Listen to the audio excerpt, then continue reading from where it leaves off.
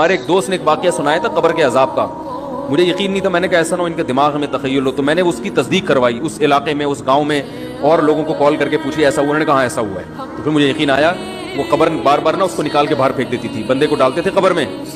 اس نے بہت سے علماء شہید کروائے تھے نالائق نے. اس کا جرم یہ تھا کہ وہ مخبریاں کر کر کے نا علماء کو قتل کرواتا تھا. اس کے والد میرے پاس آئے, ہم لوگ کے پاس آئے. انہوں نے کہا کہ بھائی میں جب صبح جاتا ہوں تو میرے بچے کی جو لاش ہے نا وہ قبر سے باہر پڑی ہوئی ہوتی ہے, تو میں بڑا پریشان ہوں, کیا کروں. تو ہم پھر دفن کرتے ہیں تو اچھا قبر بالکل صحیح ہوتی ہے اوپر سے, اور وہ بندہ باہر ہوتا ہے, وہ دوبارہ بند ہو جاتی ہے قبر. تو ہم بڑے پریشان ہیں, کیا کریں. یہ کوئی شخص شرارت کر رہا ہے. تو کہہ رہے ہیں, ہم نے کہا بھائی ہم تو نہیں کر رہے شرارت. کہا تو اگر دوسرا ہم شرارت کوئی کر بھی رہا ہوتا تو قبر کو کھودی بھی تو ہونا.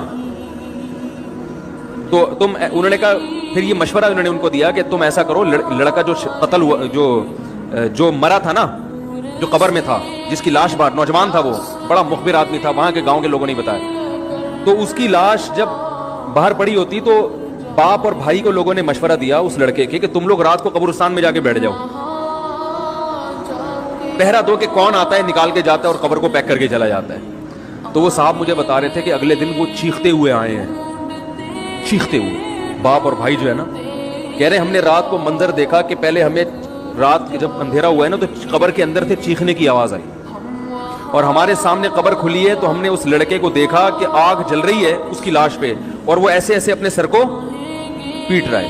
کہہ رہے ہم تو خوف کی وجہ سے بے ہوش ہو گئے, ہمیں نہیں پتا اس کے بعد کیا ہوا. ہوش میں آیا تو وہ لاش باہر پڑی.